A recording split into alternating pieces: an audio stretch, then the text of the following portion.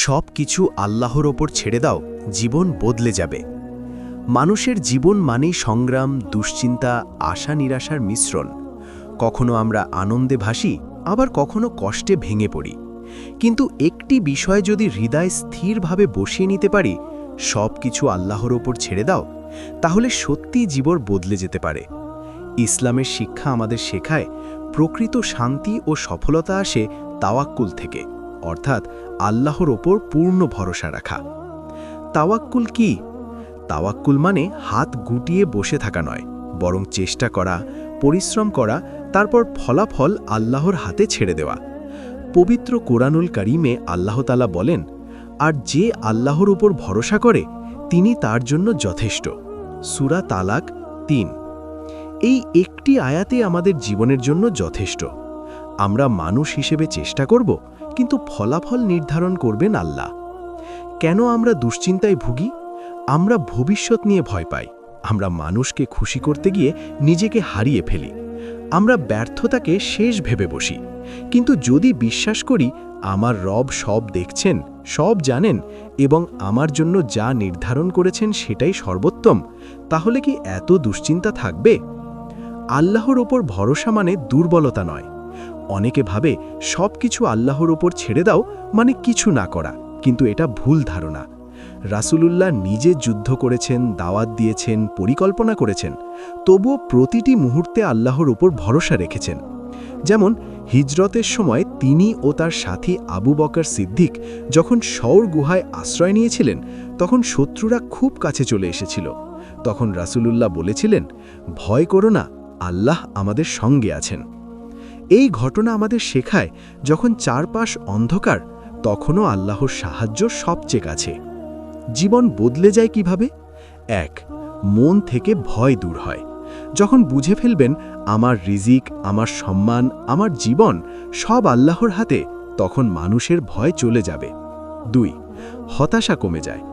আপনি যদি ব্যর্থ হন, ভাববেন এটা হয়তো আমার জন্য ভালো ছিল না, আল্লাহ আরও ভালো কিছু রেখেছেন। ৩. আত্মবিশ্বাস বাড়ে, কারণ আপনি জানেন আপনার পেছনে আছেন সৃষ্টিকর্তা। কষ্ট কেন আসে? কষ্ট আল্লাহর গজব নয় সবসময়। অনেক সময় কষ্ট হয় পরীক্ষা। যেমন ইয়াকুব আলাহিসাল্লাম বহু বছর তার প্রিয় সন্তানকে হারিয়ে কেঁদেছেন। যেমন আইয়ুব আলাহিসাল্লাম কঠিন রোগে আক্রান্ত হয়েছিলেন। কিন্তু তারা কি আল্লাহর উপর ভরসা ছেড়ে দিয়েছিলেন? না। ফলাফল কি হয়েছিল? আল্লাহ তাদের মর্যাদা বাড়িয়ে দিয়েছেন। তাওয়াক্কুলের বাস্তব উদাহরণ। ধরুন আপনি ব্যবসা শুরু করলেন, আপনি পরিকল্পনা করলেন, পরিশ্রম করলেন, কিন্তু ক্ষতি হলো। এখন দুইটি পথ: হতাশ হয়ে আল্লাহকে দোষ দেওয়া বা বলা হয়তো এর মধ্যে কল্যাণ আছে।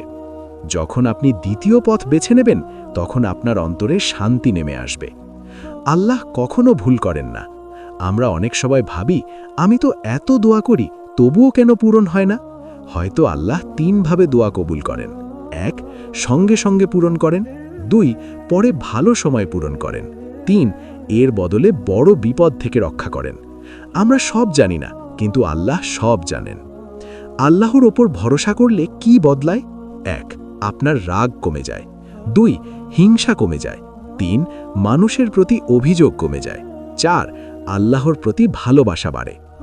আপনি আর মানুষের স্বীকৃতি খুঁজবেন না, আপনি শুধু আল্লাহর সন্তুষ্টি খুঁজবেন। অন্তরের শান্তির রহস্য। আজ মানুষের টাকা আছে, গাড়ি আছে, বাড়ি আছে, তবুও শান্তি নেই। কারণ শান্তি বস্তুতে নয়, বিশ্বাসে। যে ব্যক্তি রাতে ঘুমানোর আগে বলে, হে আল্লাহ, আজকের সব কষ্ট তোমার কাছে সঁপে দিলাম, সে মানুষ হালকা মনে ঘুমায়। যখন সব ভেঙে পড়ে। জীবনে এমন সময় আসে যখন বন্ধু দূরে সরে যায়, পরিবার বুঝতে পারে না, স্বপ্ন ভেঙে যায়। তখন মনে রাখবেন, যখন সবাই ছেড়ে যায়, আল্লাহ তখনও ছাড়েন না। নিজের পরিকল্পনা বনাম আল্লাহর পরিকল্পনা। আমরা ছোট একটি ছবি দেখি, আল্লাহ পুরো চিত্র দেখেন। আপনি হয়তো একটি চাকরি না পেয়ে কষ্ট পাচ্ছেন, কিন্তু আল্লাহ হয়তো আপনাকে বড় ক্ষতি থেকে বাঁচিয়েছেন। কিভাবে আল্লাহর উপর ছেড়ে দেব? ১. নিয়মিত নামাজ। নামাজ হলো আল্লাহর সাথে সরাসরি কথা বলা। ২.